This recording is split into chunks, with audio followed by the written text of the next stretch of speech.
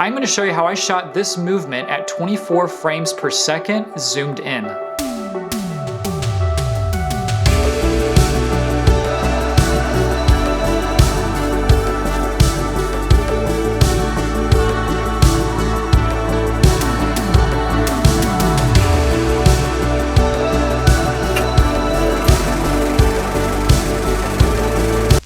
So I feel like we live in this very exciting time to be a filmmaker. There are so many new technologies out there that allow us to get very unique shots that we could only get a few years ago with very expensive equipment and a big Hollywood crew, where now all these technologies are allowing us to get very similar shots to these high-end Hollywood production shots, which I think is super duper rad and cool. And I feel like one method that has been very innovative the past few years in guerrilla filmmaking and in small budget filmmaking is camera stabilization.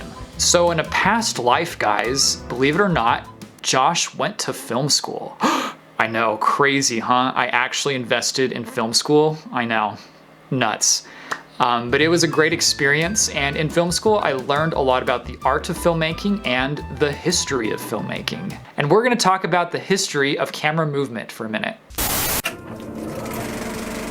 Before cameras, we had theater, which we still have today. When cameras were invented, filmmakers were making movies based off their past experiences watching plays in the theater. In early films, the camera was always locked down as if you were watching the performance play out from one angle.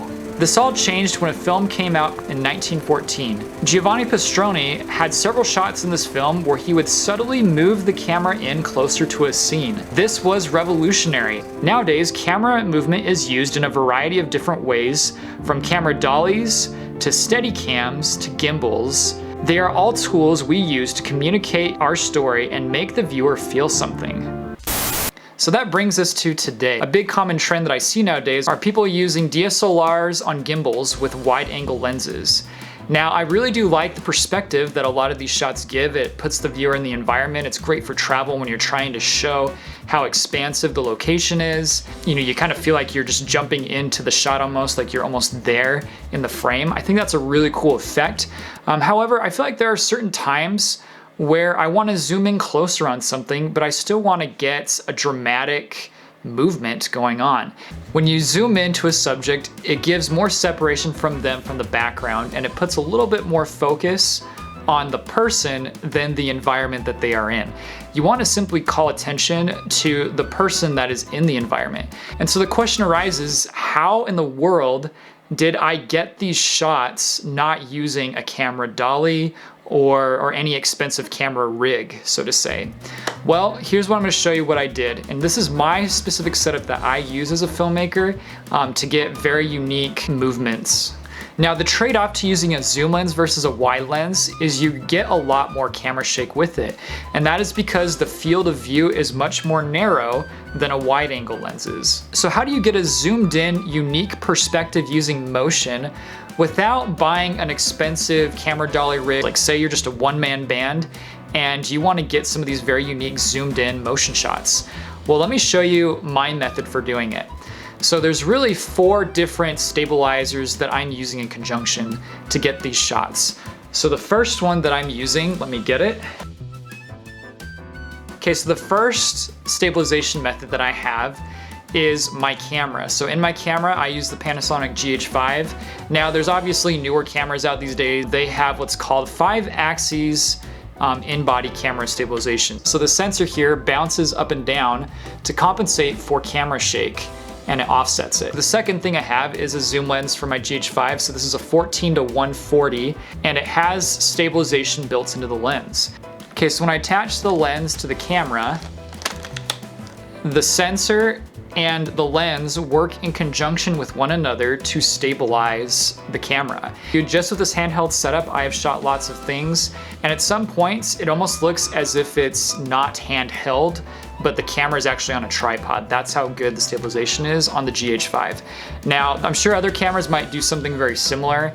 I can only speak for the GH5 because this is the camera that I've been using a lot over the past few years. The stabilization on this thing works pretty dang good. Okay, so the next thing that I use is the DJI Ronin S, and I put my DSLR camera on that. So right now we have the gimbal that's stabilizing, the camera, and the lens that are all working in conjunction with each other to stabilize it. Now, these gimbals are great, but for those of you that use gimbals, you probably know that the one thing the gimbal doesn't really correct is this bobbing effect that you have. The Z-axis is what it's called, to where you walk and you just kind of see this bobbing up and down, which is why I feel like a lot of filmmakers shoot slow-mo on gimbals, because it kind of slows down that bobbing and you don't see it quite as much. But when we're trying to shoot in 24p and we're zoomed in, we are definitely going to get a pretty big bobbing effect going on here. Okay, so the next thing I use is my Segway.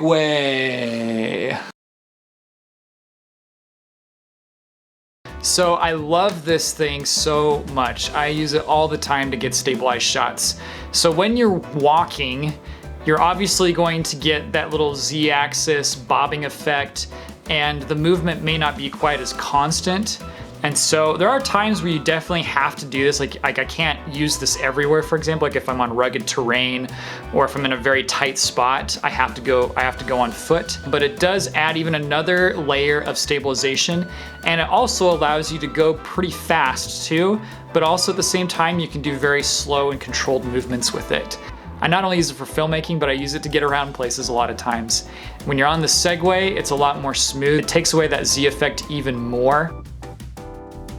So is the stabilization method as good as what they do in Hollywood? I would say probably not, but it's pretty dang close.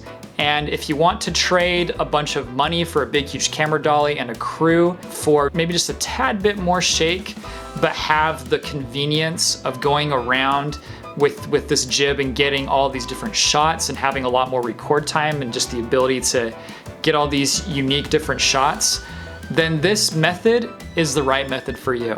Okay, thanks guys for watching this video. I'm glad that you guys sat through this whole thing. Thank you so much for your time.